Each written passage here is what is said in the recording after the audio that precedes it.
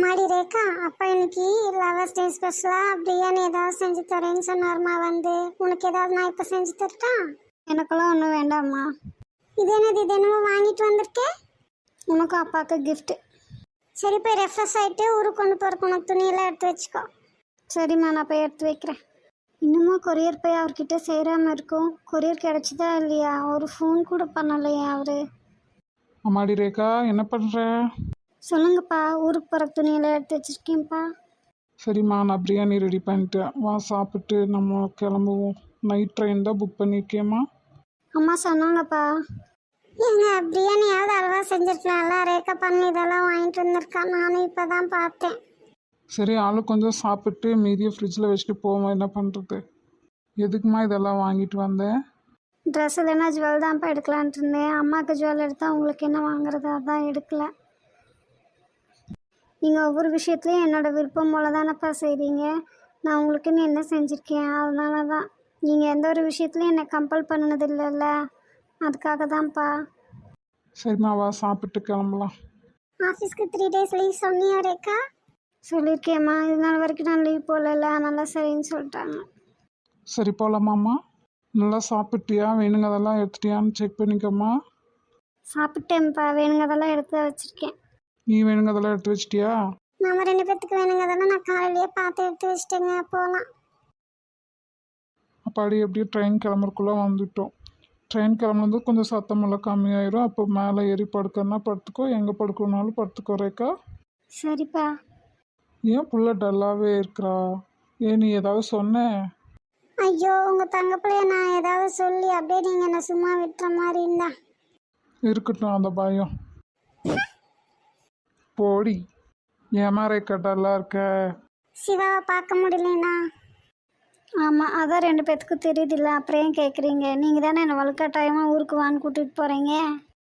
சரி, அதான் வந்து பார்த்துக்கலாம்னு சொல்லிட்டோம்ல ரேக்கா. சரிப்பா. அங்கே வந்து இப்படியே இருந்தா உங்கள் அம்மா என்ன தங்க வைவாங்க? கேட்டியா ரேக்கா? அங்கே வந்து என் புள்ள நல்லா சந்தோஷமாக இருப்பா. சொந்தக்காரங்களெல்லாம் பார்க்குறால, ரொம்ப நாள் பார்க்காதவங்கள, அப்போ ஹாப்பி ஆயிடுவா. அதெல்லாம் இல்லை. அப்புறம் 1000 பேர் இருந்தாலும் அவளுக்கு சிவாவை தான் பார்க்கணும். அப்படியாம்மா? ஆமாப்பா. பார்த்தீங்களா, சொன்னேன்ல. போகிற போக்க பார்த்தா நீங்களும் நானுமே அவளுக்கு தேவையில்லை. சிவா மட்டும் போதும். ஆமாம்மா.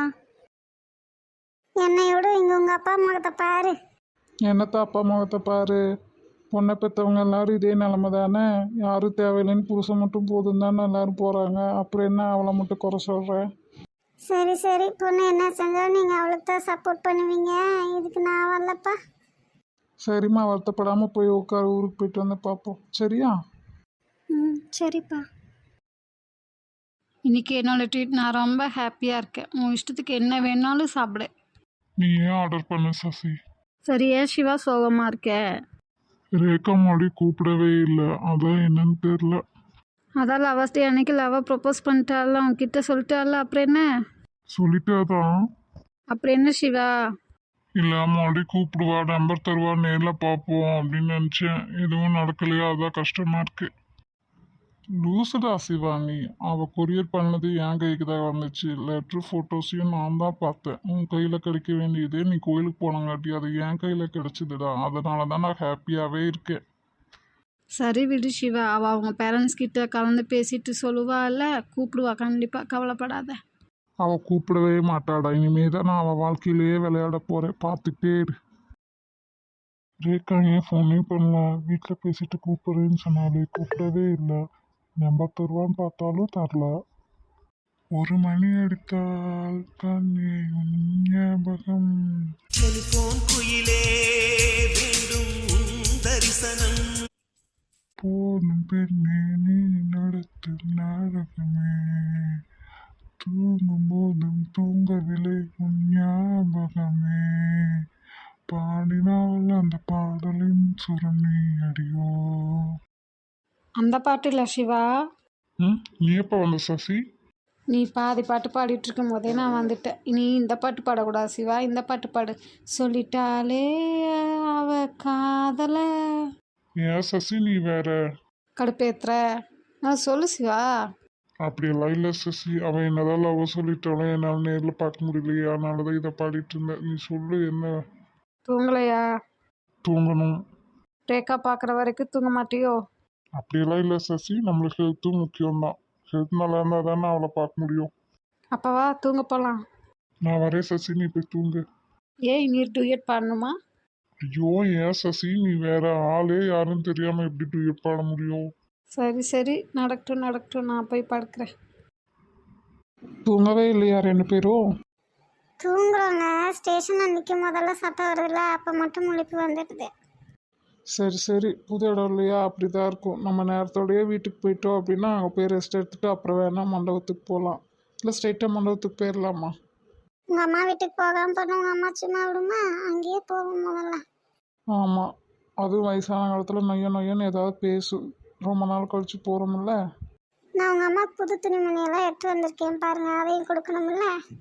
ஓ அப்படியா, சரி சரி. அம்மாடி ரேக்கா, ஸ்டேஷன் பக்கத்தில் வர மாதிரி இருந்தால் கார் டாக்ஸியோ இல்லை ஆட்டோவோ புக் பண்ணிடுமா? சரிங்கப்பா, நீங்கள் தூங்குனீங்களா? கொஞ்ச நேரம் தூங்கினம்மா. சரி, நீ சிவாவையெல்லாம் நினச்சிட்டு இருக்காத, அங்கே வந்து எதையும் காட்டிக்கூடாது சொல்லிட்டேன். சரிங்கப்பா. வேணா வீட்டுக்கு போகிறக்குள்ள ஒருக்கா ஃபோன் பண்ணி பேசு. இந்த டைம்க்கா? ஏம்மா, மாப்பிள்ளை ஏதாவது சங்கடப்படுவாரா? உங்கள் மாப்பிள்ளை எதுக்கு சங்கடப்படணும்? நான் தான் சங்கடப்படணும். ஏன்? பின் என்னப்பா, நீல தான் பார்க்க முடியலையே சொல்லிட்டு ஒரு லெட்டரில் ஃபோன் நம்பர் அட்ரஸ் எல்லாம் எழுதி சிடியில் கொஞ்சம் ஃபோட்டோ சேர்த்து கொரியர் பண்ணியிருந்தேன்ப்பா. இன்னும்மா கொரியர் அவர் கையில் கிடச்சிருக்காது, லெட்ரு படிச்சிருக்க மாட்டார், ஒரு ஃபோன் கூட பண்ணலப்பா நம்பர் பார்த்து. இன்னும் கிடச்சிருக்காதா இருக்குமா? லவர்ஸ் டேக்கு எத்தனை பேர் கொரியர் பண்ணியிருப்பாங்க, அதனால் பார்க்கலாம் பண்ணுறாரான்னு. நீ ஏன் எப்பவும் போல் பண்ணி பேசு. நான் லெட்டரில் தெளிவாக குறிப்பிட்டிருந்தேன்ப்பா, இந்த 3 days ஃபோன் பண்ண முடியாது சொல்லிட்டு. எனக்கு தெரியும்ல நம்ம பாட்டி வீட்டில் தான் இருக்க போகிறோன்னு, அதனால தான். பாட்டி வீட்லினா பாட்டி வீட்லேயே ஒன்றும் ஃபுல்லாக இருக்க போகிறது இல்லை, மண்டபத்தில் தான் இருப்போம். உனக்கு மண்டபத்தில் இருக்க விருப்பம் இல்லைன்னா நீ பாட்டி வீட்லேயே இருந்துக்கோ, சரியா? சரிம்மா, அப்போ நான் 3 நாளும் பாட்டி வீட்லேயே இருந்துக்கிறேன். அப்படி இல்லைம்மா, சடங்கு சம்பிரதாயம் ஃபங்க்ஷன் நடக்கும்போதெல்லாம் வந்துட்டு போயிரு. மற்ற நேரம்லாம் வேணா வீட்டில் இருந்துக்கோ. உங்கள் அத்தைக்காரிங்க கிட்ட பேச முடியாதுமா. சரிப்பா. சரி, ஸ்டேஷன் வர வரைக்கும் படுத்துக்கோங்க. மறக்காமல் கார் டாக்ஸி இல்லைன்னா ஆட்டோக்கு புக் பண்ணிடுமா. சரிப்பா, மறக்கலை. சரி, நீங்களும் போய் சித்த பாடுங்க. சரிங்க மேடம், சொல்லிட்டீங்களே, நான் செஞ்சிடறேன். ஆமாம் ஆமாம், அப்படியே நான் சொல்லி நீங்கள் கேட்டு செஞ்சிட்டாலும். ஏன் உன் பேச்சு நான் கேட்குறதே இல்லையா? உன் பேச்சு மட்டுமே கேட்டுக்கிட்டே இருந்தால் குடும்பம் விளங்கிடும். இவ்வளோ நாள் அங்கே உங்கள் ராஜ்யம், இங்கே வந்து உங்கள் அம்மா ராஜ்யம். இனி 4 நாளைக்கு என்ன பாடுபடுத்த போதோ. ரொம்ப நாள் கழிச்சு ஊர்லேருந்து வரவில்ல, அதெல்லாம் எதுவும் சொல்லாதுன்னு நினைக்கிறேன். பார்ப்போம் பார்ப்போம். ஏதாவது சொன்னால் அப்புறம் 4 நாளைக்கு சமாளிக்க வேண்டியதா, வேற என்ன பண்ணுறது? சரிங்க, அதுவும் ஒத்தையிலே இருக்கல, நம்ம எப்போ தடவை தானே வரோம். சரி பார்த்துக்கலாம், விடுங்க, நீங்கள் போய் பாடுங்க. சரி சரி. பாட்டா பாடுற பாட்டு ரொம்ப ஃபீல் பண்ணி பாடுறியோ? இனிமேல் நான் வைக்கிறேன் உங்கள் 2 பேர்த்துக்கும் வேட்டு. நான் ஹாப்பியாக இருக்கேன்னு சொல்லி ட்ரீட் கொடுத்தனே, என்ன ஹாப்பின்னு கேட்டியா நீ? கேட்கல இல்லை?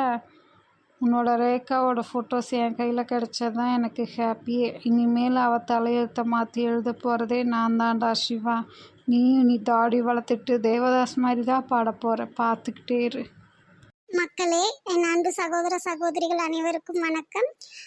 மெயிலில் ஃபோன் பண்ணி எல்லோரும் என்ன கேட்குறீங்கன்னா, 1000 சப்ஸ்கிரைபர்ஸ் ரீச் ஆகிட்டாங்க, உங்களுக்கு ஏர்னிங் வர ஆரம்பிச்சிருக்கோம், அதனால் நீங்கள் சரியாக வீடியோஸ் போட மாட்டேங்கிறீங்களா அப்படின்னு சொல்லி கேட்டிருந்தீங்க. அப்படி இல்லை, 1000 சப்ஸ்கிரைபர்ஸ் ரீச் ஆனாலுமே நம்மளுக்கு ஒன்று 3 million வியூஸ் வரணும், இல்லைன்னா 4000, இல்லைன்னா 3000 ஹவர்ஸ் வந்து வாட்சிங் ஹவர்ஸ் வரணும். எனக்கு இன்னும் 2மே வரல. ஏர்னிங் வர ஆரம்பிச்சது கண்டிப்பாக நான் உங்களுக்கு இன்ஃபார்ம் பண்ணுவேன். வீடியோஸ் சரியாக போட முடியாத காரணம் வந்து அது கிடையாது, எனக்கு அப்பப்போ உடம்பு சரியில்லாமல் போயிடுது. அது மட்டும் இல்லை, எங்கள் வீட்டில் 2 பேர்த்துக்கு ஒரு செல்லு தான் இருக்குது. அதனால் செல்லு கிடைக்கும் போது மட்டும்தான் என்னால் லாங் வீடியோஸ் க்ரியேட் பண்ண முடியும். அப்படி இல்லைங்கிற பட்சத்தில் ஷார்ட்ஸ் வீடியோ நான் என்ன வச்சுருக்கணும் அதை தான் நான் போட்டு விட, தயவு செஞ்சு பாருங்கள். வீடியோஸ் சரியாக போடுறதில்ல அப்படின்னு அக்கறையாக கேட்டதுக்கு ரொம்ப தேங்க்ஸ்.